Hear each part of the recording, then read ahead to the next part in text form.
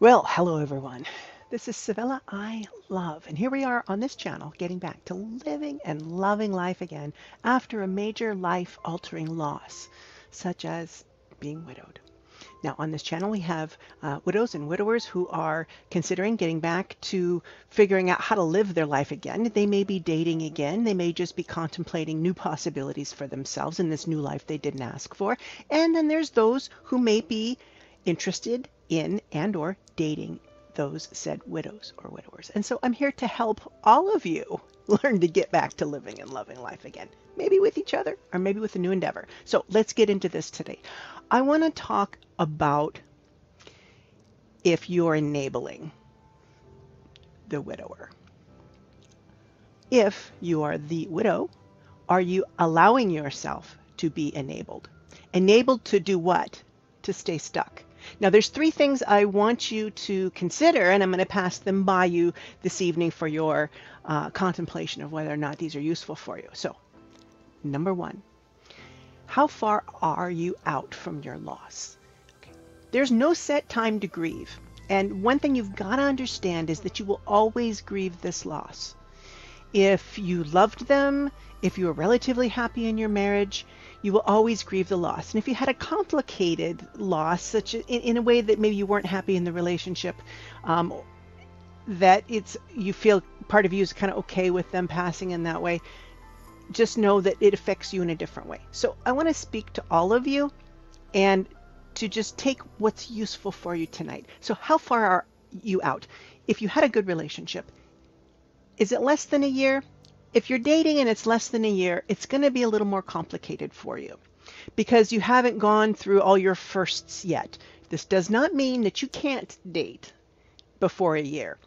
Some people are 2 years out and still can't consider or conceive of ever dating somebody again. But if you're very close to your loss, the trauma is fresh. It's fresh. And so if you're trying to date somebody who's less than a year out from their loss, you're going to have a bigger, more tumultuous ride with them. So be prepared for that. And for you, if you've been widowed, to know that it's going to be more difficult to date in those early days because every fresh thing that comes up for you, unless you've been widowed once or twice before, you've never done this before. And so you don't know what to expect in your own life and in your own heart and how you're going to respond to things. And if you're going out and having a good time, that may be really hard for you to accept that you're having a good time, especially if you're doing it with someone else in a romantic way. Okay, even when you've allowed yourself to say it's okay for me to do this, it's still going to have varying levels of degrees of difficulty. Now, I work with some people who've been widowed who have an extremely hard time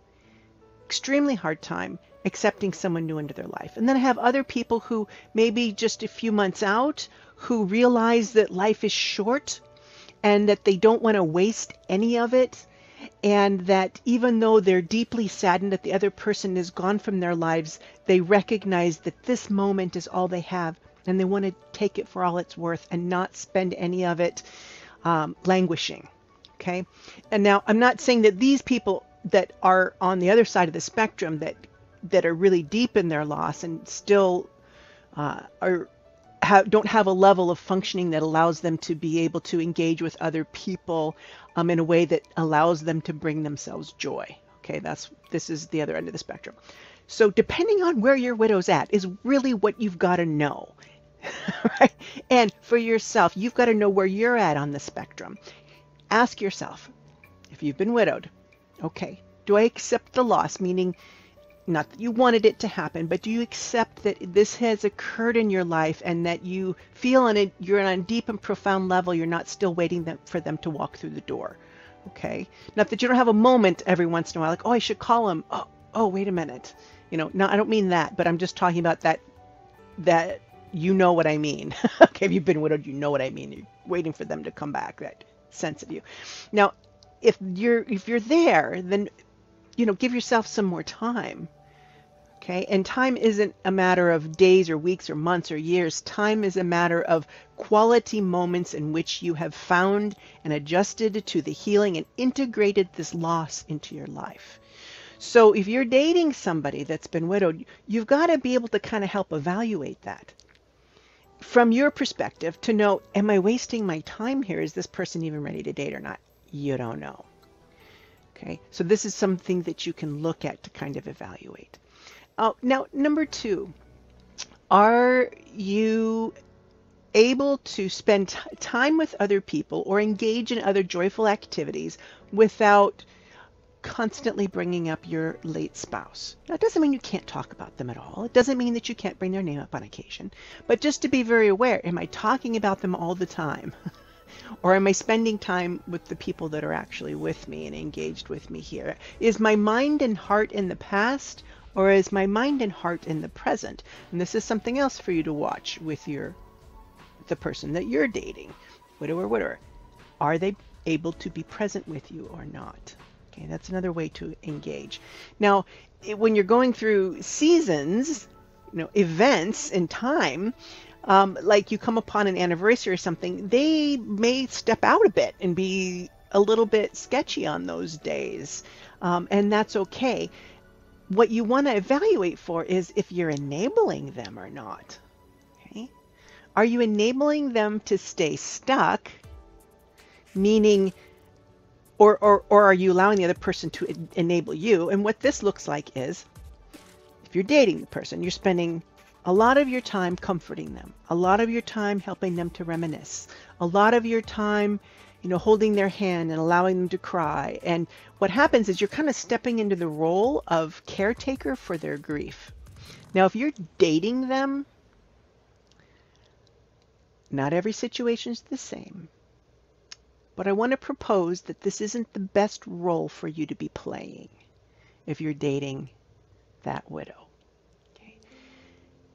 Because you want to be this person's present and future. If there's a seriousness about this relationship, you want to be their present and their future. And in order to do that, you can't live with them in their past. That is what their close friends are for. That is what their therapist is for, to be able to deal with and work through those feelings. Now, I'm not telling you to not be compassionate with them. Okay? And I'm not telling you, widows or widowers, that you can't talk to your date about your late spouse. Now, maybe you've both been widowed. Okay, that happens too.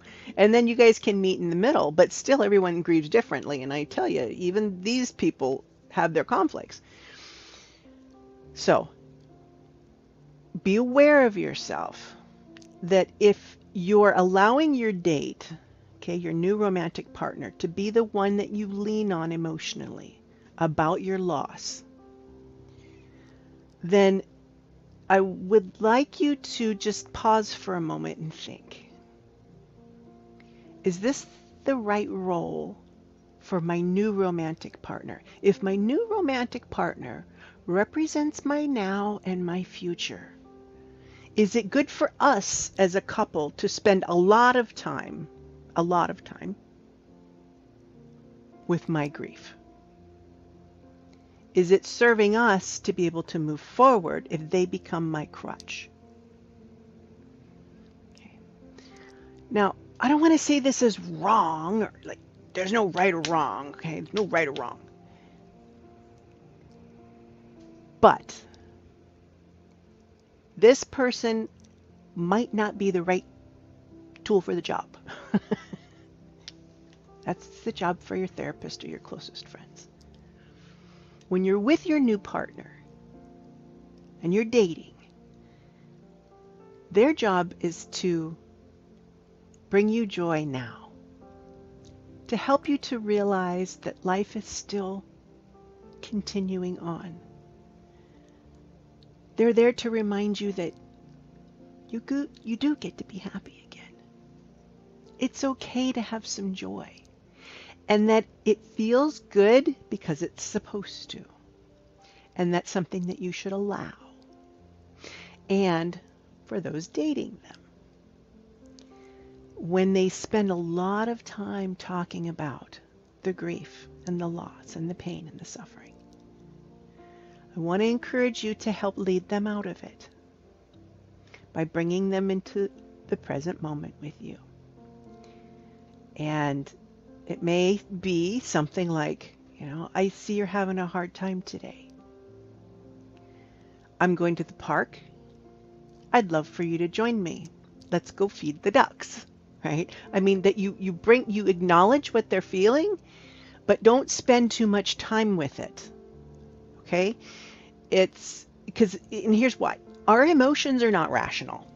And when we get hit with the wave of grief, sometimes we might need to step back a little bit and take care of ourselves. But if it comes up in the middle of something, to just acknowledge what it is and then pick up and continue moving forward. Continue moving forward with the date, with the next thing that arises.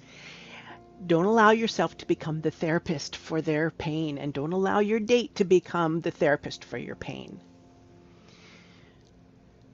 Because, think about it.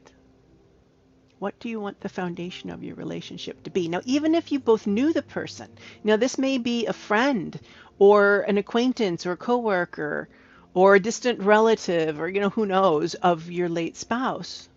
They could be. They may know them, and which means they lost somebody too. So it's going to be more common for you to maybe have more discussions. Maybe that's what brought you together in the first place. Okay, and that's all right. But there comes a time, if that's your situation, to start moving more into the present moment between the two of you and acknowledging the us that is now versus the us that was then. Because there's a different us now if you've emotionally engaged with this person. Okay. And so I think I've covered two things here. So the third thing is that you've got to honor yourself, both of you.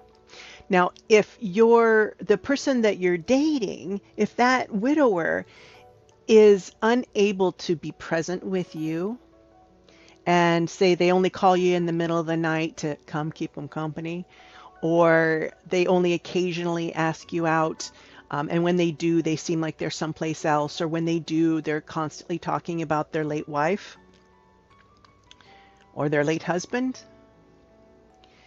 you have a choice to make then. You can help to gently lead them out of it, or by telling them how you feel or what you're seeing. And I would encourage men and women to maybe use a different style of communication with the person, because we're going to talk differently. We're going to communicate from a different place. And we can talk about that. If I were to talk with you in person, I do private sessions with people, private consultations. If I were to have a conversation with you, I may help to advise you on what might be a good approach based on your unique situation. And you can find a way to contact me in the description below this video. And if you're the widow and you're looking at the other person and you find yourself completely engaged with your past, and you feel like that's where your head and heart is all the time, even when you're with them, then it might be time to honor where you're at and take a step back for a little while. Step back a little while and spend some more time with your grief and see if that's where you want to stay. Because when you make the retreat after having a little bit of joy and experiencing something that feels good for a change, it's not dark and lonely and depressing, then you might figure out, maybe I do want to go out. Maybe I do want to see somebody. Maybe that guy, maybe that woman. Maybe I don't want to be in this dark place anymore. Maybe it is okay. Perhaps you do need the retreat so you can figure that out. So when you do come out on the other side, that you are more clear about being ready, because you know what you don't want. And what you don't want is to be sad, depressed, lonely, miserable for the rest of your life. If this is what you want, by all means, you are welcome to stay there if that's what you need to do until you no longer need to.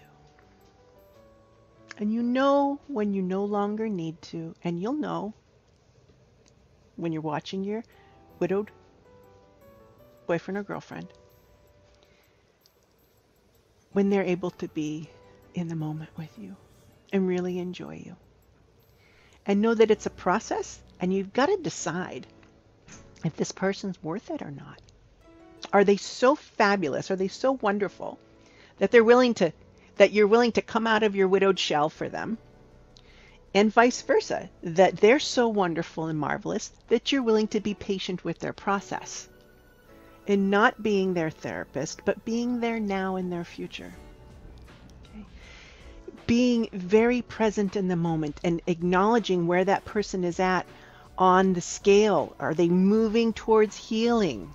Which means, does it get better every time you're with them?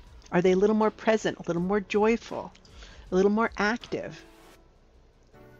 Okay, that's moving out of it. And then number 3, honoring yourself and what you need.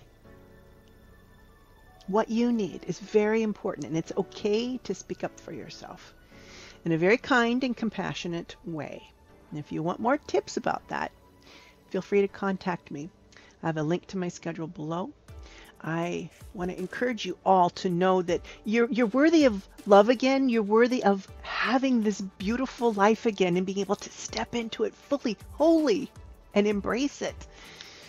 Because you're still here. And that means you get to keep living this life. Even though you didn't ask for it. You're here. And you have the obligation now to embrace it. Have a good night, a good day, a good afternoon.